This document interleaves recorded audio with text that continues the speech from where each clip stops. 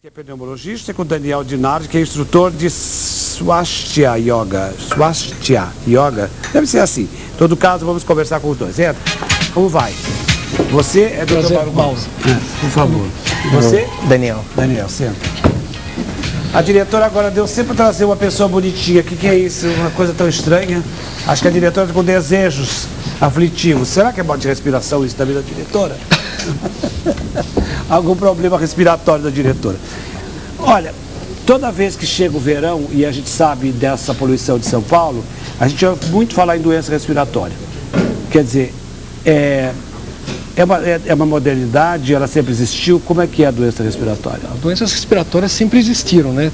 Se a gente for ver o histórico até da poluição, a gente tem relatos de problemas respiratórios já desde do Império Romano e Londres antiga. Tem uma famosa obra de Monet que ele relata a ponte de Waterloo em vários estágios durante o ano, do mesmo ângulo, colocando aquela poluição londrina na época da Revolução Industrial, o agravamento progressivo de acordo com as estações do ano. Então não é uma coisa nova, é uma coisa que... Monet. E é uma situação que é uma coisa antiga já. Só que tem Manet também, o senhor sabe, né? Manet. Tem Manet e Monet. Sim, não, mas é Monet. Monet. Mas aqui no nosso mundo atual, o agravamento da poluição interfere. Mas naquela época, o que seria a poluição na época de Monet? O que seria a poluição? Carvão? Exatamente. Fumaça Exatamente. Na época da Revolução Industrial na Inglaterra, né? Então tinha muito carvão. Essa época já existiam alguns conceitos da poluição. Por exemplo, o problema da respiração, uma vez que nós temos órgãos que tratam de purificar o ar, embora todos os nossos sentidos sejam mentirosos, o que é pior para a gente? Essa fumaça do carvão natural ou essa fumaça que a gente tem aqui na cidade hoje em dia, dos automóveis, por exemplo? Tudo é prejudicial. Né? Tudo é prejudicial. Existem pessoas expostas exatamente ao fogão de lenha, aquele pessoal que vive no interior, e esse pessoal já desenvolve doenças respiratórias devido à exposição ao fogão de lenha. Agora, claro que no nosso meio urbano, o contato com a poluição urbana acarreta também consequências, mas nenhuma das duas é melhor ou pior. As duas são igualmente prejudiciais. Então aqueles mineiros de carvão sofrem disso? Essa é a história do mineiro de carvão? Exatamente. Tem o chamado doença do pulmão do carvão, né? No Brasil, quais são as doenças mais comuns e elas acontecem aonde? Na cidade do interior, na cidade grande? Do ponto de vista respiratório. A gente tem N doenças respiratórias, algumas com agravamento ocupacional, outras não. A gente poderia citar que pneumonias no Brasil se constituem na maior causa de internação hospitalar. A maior causa que se interna no Brasil é a pneumonia. Se interna próximo de 1 milhão de casos por ano de pneumonia no sistema público de saúde. Na cidade de São Paulo? Não, no país inteiro. Do Brasil, né? Dados de Brasil. Tuberculose é uma doença que mata 5 mil por ano no Brasil. Daria uma média de um paciente a cada 2 horas morrendo de tuberculose. São doenças infecto-contagiosas que, exatamente pela possibilidade, o caso da tuberculose, do contágio de pessoa a pessoa... Há quase 50 anos atrás, eu sei de uma campanha de BCG, que eu participei dessa campanha também.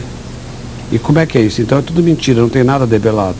Não, no Brasil nunca teve erradicada a tuberculose. Os índices de tuberculose desde a época da colonização já de Portugal foram altos e permanecem altos.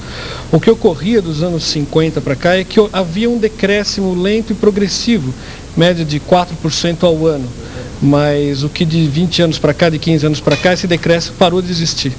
Né? Então o que a gente tem próximo no Brasil é próximo de 100 mil casos novos por ano de tuberculose.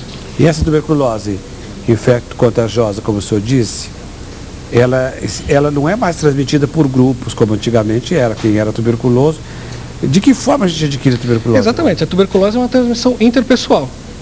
O contágio com uma pessoa doente favorece... Muito bem, o contágio de cama, o contágio íntimo, que contágio? Não, contágio ar. Então, não é mais como antigamente, porque antigamente você sabia que era uma pessoa tuberculosa, você simplesmente não passava perto dela. Agora entra todo mundo em tudo que é lugar. Existia muito estigma, né? Se estigmatizava muito a questão da tuberculose. Mas estigma ou não estigma, a doença é a mesma doença, tá certo? A mesma, mas antigamente a gente não tinha tratamento. E hoje em dia Hoje tem? em dia tem tratamento. Então por que não debelaram ainda? Porque é uma doença exatamente de alta prevalência, uma doença não só ligada O que é alta prevalência? Alta prevalência é isso que eu disse para o senhor. Próximos 100 mil casos por ano no Brasil. O Brasil situa-se um dos primeiros lugares do mundo em incidência de tuberculose. Nada tem a ver com higiene nem com condição de vida. Exatamente, é isso que eu ia chegar lá. As condições socioeconômicas, higiênicas, condições de aglomeração, condições de habitação, saneamento básico, são todos fatores intrinsecamente ligados. Mas antigamente ela era uma doença romântica. Quando ela estava em Paris, ela foi a doença romântica e até atingiu o Brasil. Os grandes poetas, Casimiro de Abreu, sei lá, o Casimiro de Abreu, a Castro Alves, várias pessoas que era a doença dos românticos. Acharam chique ter tuberculose no Brasil naquela época. Era chique morrer de tuberculose. Né? E a Vivian Lee morreu há pouco tempo de tuberculose porque não quis tomar remédio. Quem? A Vivian Lee, aquela que fez O Vento Levou, certo. aquela atriz inglesa, casada com Laurence Olivier, né? Então, ela morreu de tuberculose porque ela quis morrer de tuberculose, quer dizer, não quis tomar antibiótico. Agora, se a doença de contágio mais conhecida é a lepra, o mal de Hansen, né? É uma bactéria muito semelhante à tuberculose. A lepra é o Mycobacterium leprae e a tuberculose é o Mycobacterium tuberculose. São da mesma família, eles são parentes. Ou seja, eles habitam na sujeira. Exatamente. Isso é contaminante. É ligado às condições sociais ruins, né? Mas não que seja exclusiva, é bom deixar claro, porque um país como o nosso, que a incidência é muito alta, níveis sociais, até melhores classes sociais que se achariam isentas da doença, estão sujeitas. A gente pega isso com relativa frequência. Mas aí elas têm possibilidades de cura que as outras pessoas não têm. Olha, isso é também uma questão que a gente poderia questionar, porque o tratamento para a tuberculose é gratuito. Existem medicamentos disponíveis gratuitamente nos postos de saúde. É uma doença chamada de notificação compulsória. Isso que significa? É obrigatório o médico, ao fazer esse diagnóstico, encaminhar para o serviço público. Essa doença é cadastrada, esse paciente é cadastrado, recebe o medicamento gratuitamente no posto de saúde. E isso daí é um programa nacional. Quais as outras doenças que tem programa nacional de ajuda do sistema de saúde público? Olha, a tuberculose é a maior. O AIDS no Brasil é o maior programa conhecido mundial de controle, de combate à doença. Mas muito bem, o país é inculto, o sistema não quer que as pessoas aprendam nada, o país não tem saúde porque é melhor que as pessoas morram que deixem de pagar impostos, e assim vai. Quer dizer, como que a gente vai fazer coisas? A gente vai debelar isso. Por exemplo, o senhor é infectologista, ou só pneumologista, mas não trabalha com infecção. Trabalho com infecções da área respiratória. Só da área respiratória? Da área respiratória. Por exemplo, o senhor sabe que a gente está tendo um surto muito grande de leishmaniose no Brasil? Sim, o leishmaniose a gente ouve de dados. Eu não lido diretamente com a doença, mas a gente sabe que existe. E que sempre existiu no Brasil. Né? Sempre existiu porque o mosquito habita a floresta, a Serra do Mar e habita a floresta, e a gente sabe. Mas o povo não sabe. O povo não sabe disso. Por isso que eu acho importante esse tipo mas o Departamento de Saúde Pública, se eu começar a falar todas as coisas aqui, daqui a pouco eles me tiram do ar, eles são poderosíssimos. Como é que faz? Concordo.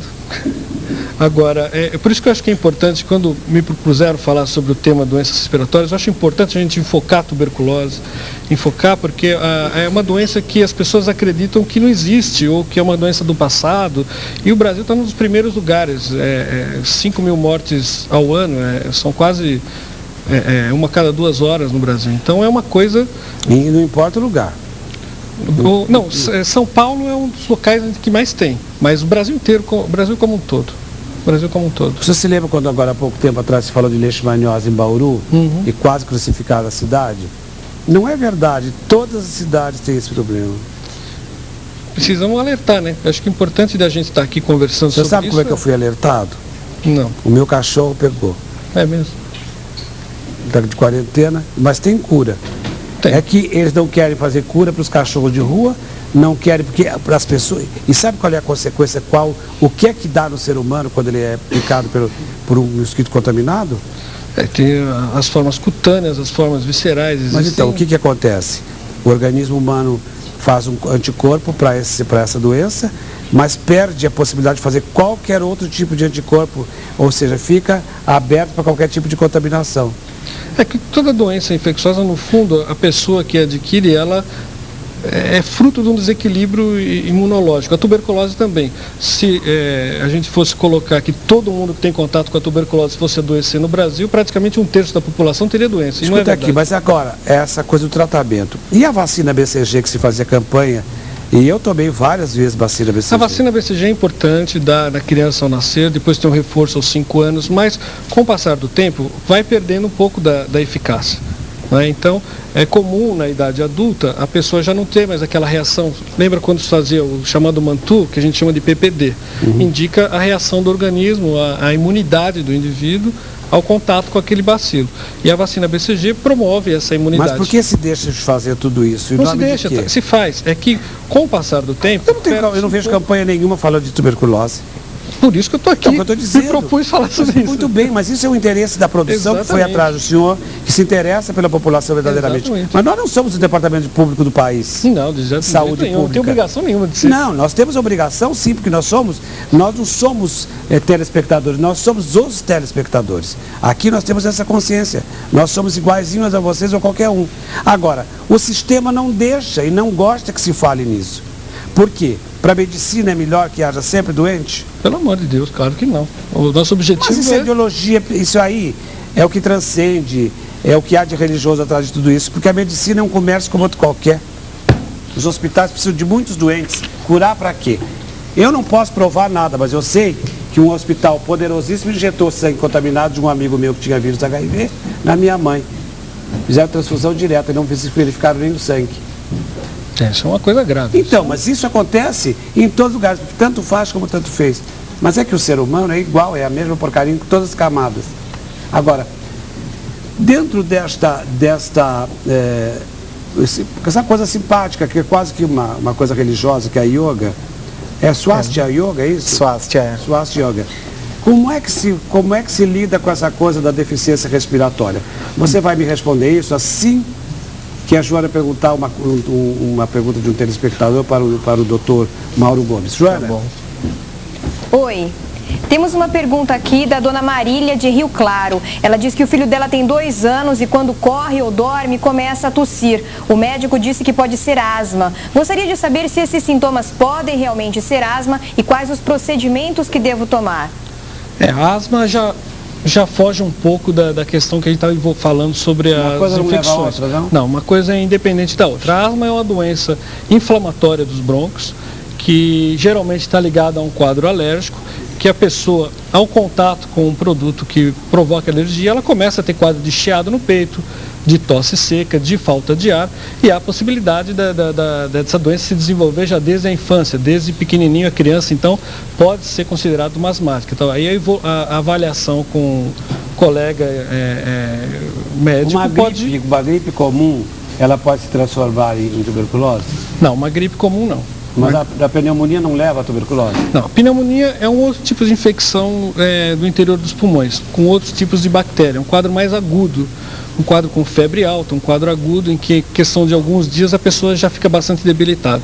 A tuberculose é um quadro que vem se arrastando cronicamente, que vem debilitando aos poucos, vem emagrecendo aos poucos, e aquela bactéria, como ela se multiplica no organismo muito lentamente, por isso que dá esse curso bem arrastado. Não tem uma relação direta uma coisa com a outra. Mas uma vez eu tive pneumonia com gripe, resultado, pneumonia.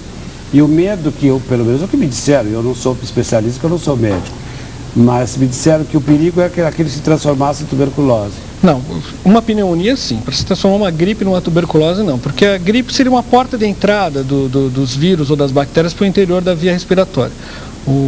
A gripe que ultrapasse 4, 5 dias de evolução já precisa ser melhor avaliada, porque o indivíduo pode estar sendo acarretado de um outro processo em consequência dessa gripe. Então, a aspiração dessas bactérias para o interior do pulmão pode levar a uma pneumonia. A tuberculose já é uma situação um pouco diferente.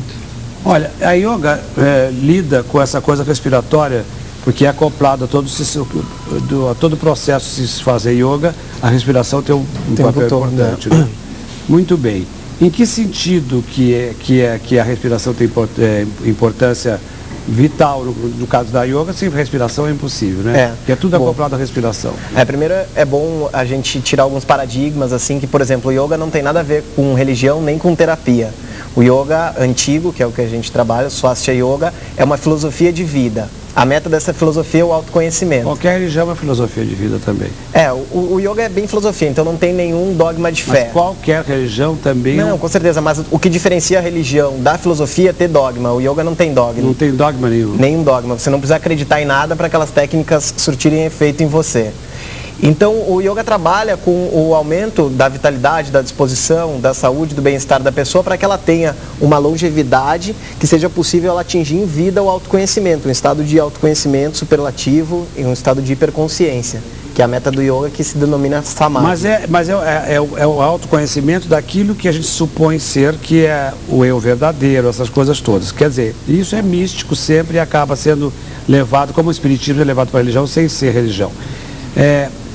De que forma, quando é que a gente começa isso e quem deve acreditar? Todas as pessoas ou só as pessoas que têm interesse em coisas orientais? Bom, o yoga, assim, o misticismo, ele é uma interpretação das técnicas. O yoga não necessariamente é místico.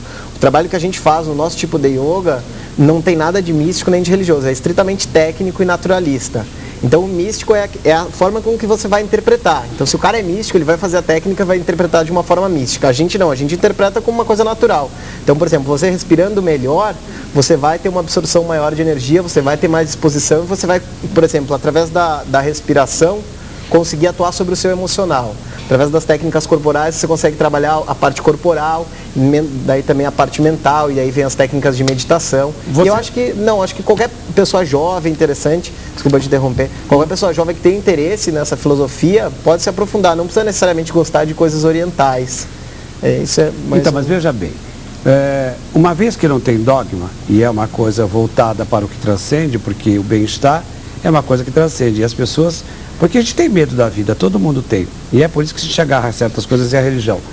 No caso da yoga, por exemplo, uma vez que vocês não têm dogmas, pode-se fumar maconha e fazer yoga na boa, porque eu conheço um monte de gente que é naturalista e que acha que maconha é uma coisa normalíssima.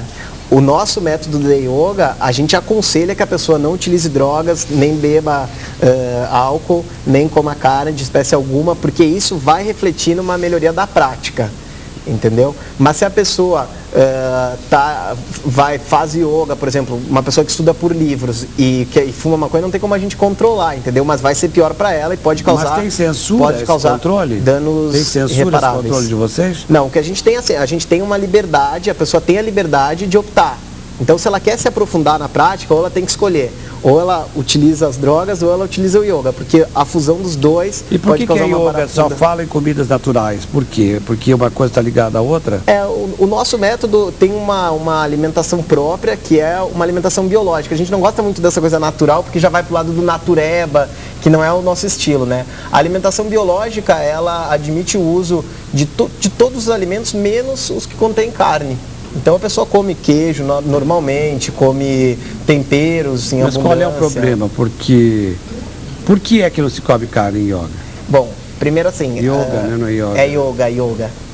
Então, primeiro que que a carne, ela tem um grande número de toxinas e isso prejudica a prática, porque a gente trabalha com sutilização do corpo e tal, então isso dificulta o processo. Mas não há nenhuma restrição, a pessoa pode comer carne e praticar yoga, só que chega um momento que ela tem que decidir, sabe? Ela pode ir até um nível dentro da prática. O que é que vai acontecendo com uma pessoa que pratica yoga? Ela vai se conhecendo melhor, se sutilizando, conhecendo melhor, se sutilizando o seu emocional. E isso é um processo que dificulta se a pessoa tem uma alimentação não muito biológica, não muito... O que é respirar para yoga? Respirar, então, normalmente o ser humano utiliza muito pouco da sua capacidade pulmonar, né? Os pulmões, eles têm formato de triângulos e o ser humano normalmente limita a respiração à sua parte alta. Então, por exemplo, você fala, respira fundo, a pessoa faz assim, né? E a gente sabe que com os pulmões tendo formato de triângulos, a parte baixa é a que vai conseguir absorver uma maior quantidade de ar. Então o trabalho tem que começar pela região abdominal, depois passar pela intercostal e por último alto do tórax. Assim, absorvendo mais oxigênio, a pessoa vai ter mais disposição, mais saúde, mais bem-estar. Então até a produção pediu que eu explicasse um pouco como era a respiração, se tiver um tempo, depois a gente pode fazer pelo menos uma respiração abdominal para o pessoal que está em casa aí e quiser. Aquela posição para yoga é obrigatória ou você pode fazer yoga sem sem estar naquela posição que é a tradicional, que é a conhecida, ou com vocês não é bem assim? Você vai me responder isso logo depois do merchan. Eu vou fazer o merchan, Tá bom. sem merchan não tem yoga. 6 minutinhos, volto no segundo. Tá bom. Olá, o senhor tá atuo, sabe como é Bem que é, né? atento, né? Você lembra? Não lembro, por favor. Eu poderia repetir que... E agora? Você só tinha essa pergunta. Bom, eu me... Ó, eu perguntei para você se a yoga é obrigatoriamente naquela posição. Ah, tá bom. Bom, o yoga como uma filosofia de vida, que tem como método o autoconhecimento, a gente vai trabalhar as técnicas dentro de uma aula, né? As técnicas que vão desde técnicas corporais, de meditação, técnicas respiratórias, enfim. Mas aquilo é levado para o seu dia a dia. Então, por exemplo, uma técnica que vai gerar disposição, força de vontade, isso vai ser levado para o dia a dia. Então, quem realmente vivencia o yoga, pratica aquilo ali o dia todo. Fica o tempo todo praticando yoga. Você Então, sabe que quando eu estou mal assim, porque eu tenho às vezes umas distonias, umas coisas que acontecem comigo, sabe o que eu faço? Eu respiro 7 vezes. isso é importante. Eu respiro, seguro o mesmo tempo lá dentro.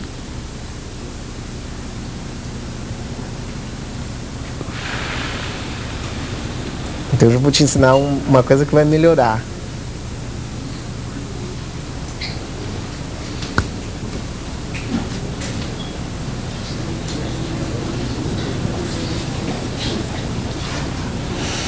Você está entendendo? 4 etapas, Isso é bom. 4 estágios. Eu aspiro, deixo o ar no pulmão, expiro e Sem fico ar. o mesmo tempo sem absolutamente ar nenhum dentro do pulmão.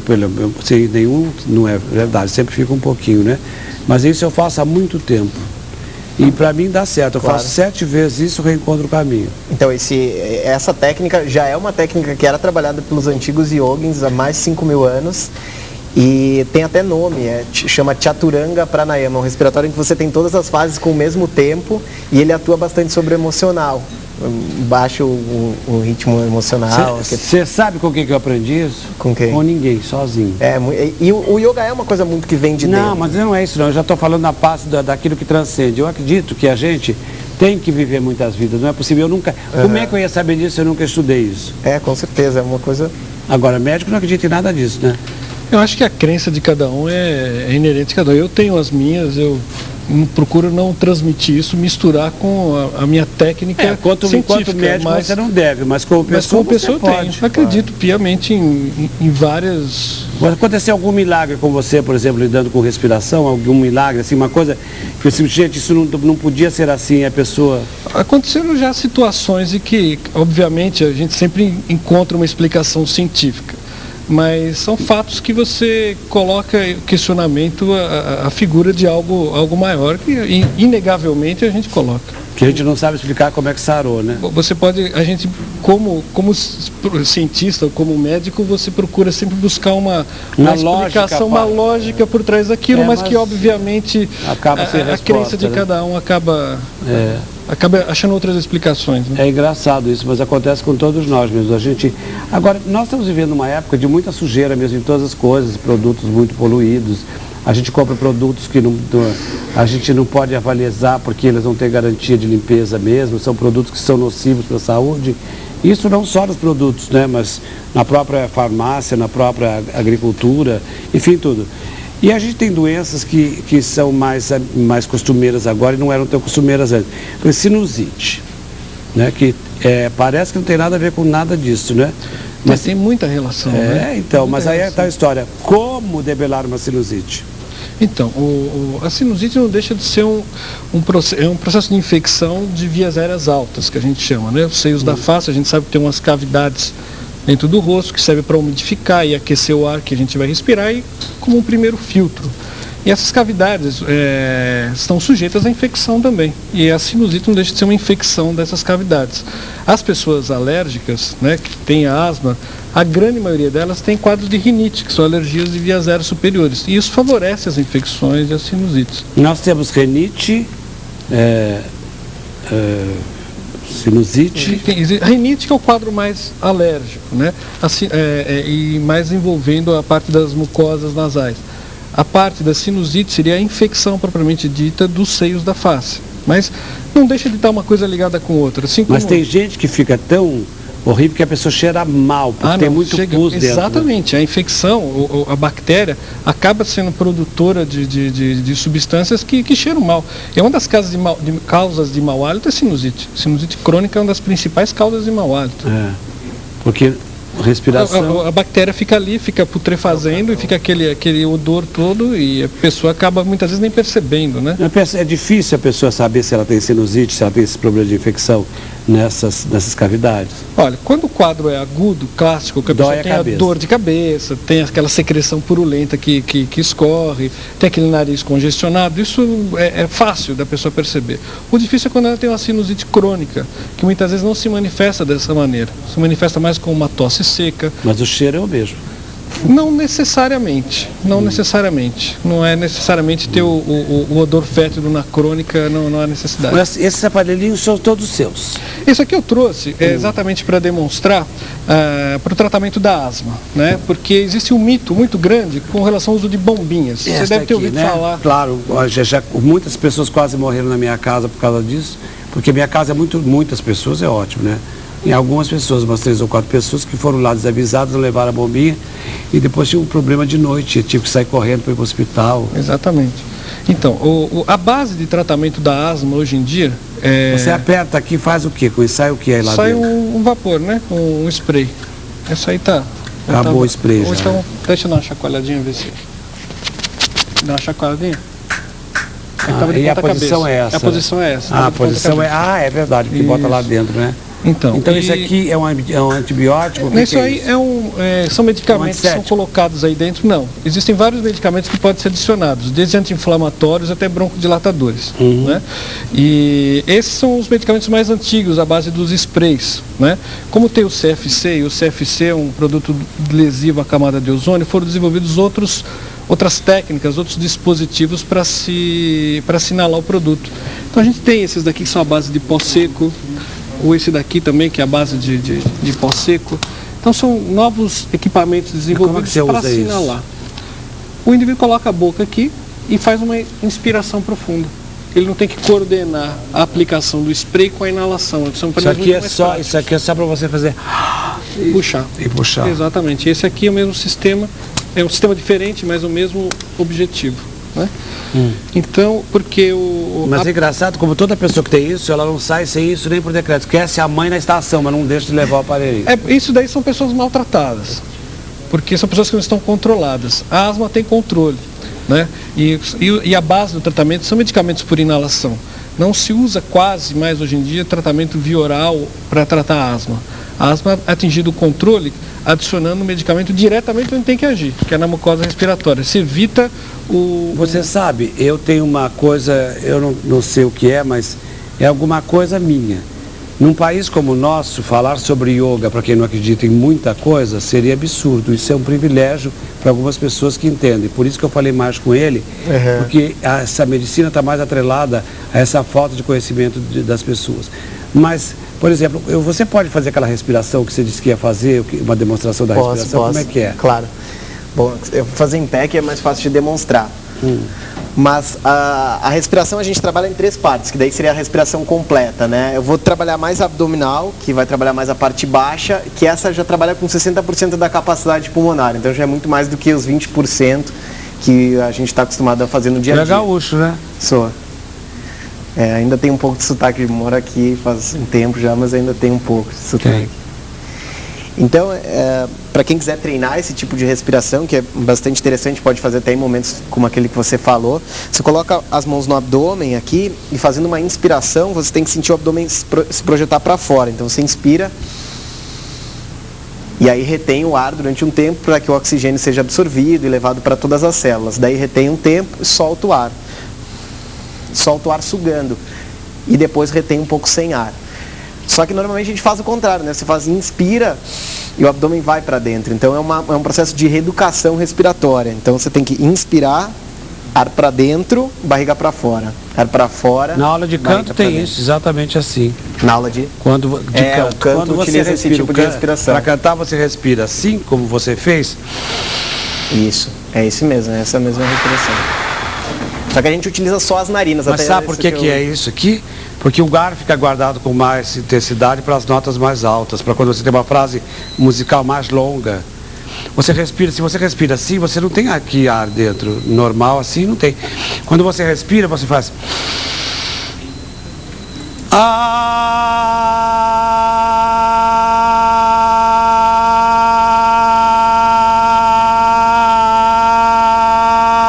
Agora que acabou o ar. Então, você tem mais capacidade pulmonar se você respirar desse jeito e por isso consegue fazer mais tempo de expiração. Mas eu adoro estudar qualquer coisa que eu possa saber para aprender. E essa coisa de respirar... Eu trouxe até um livro para você, livro que é um livro de yoga mais completo do mundo atualmente, e ele contém 58 métodos de respiração. Para encontrar o bem-estar, como você disse, como é que a pessoa deveria respirar? Fazer essa respiração? Essa respiração o dia todo, se possível, e depois se aprofundar mais, e aí isso requer estudo e prática, para fazer a respiração completa, que daí trabalha com 100% da capacidade pulmonar. Dessa respiração completa, ela vai trabalhar a parte baixa, depois a região intercostal, abrindo bem as costelas, aqui afastando as costelas, e o alto do tórax.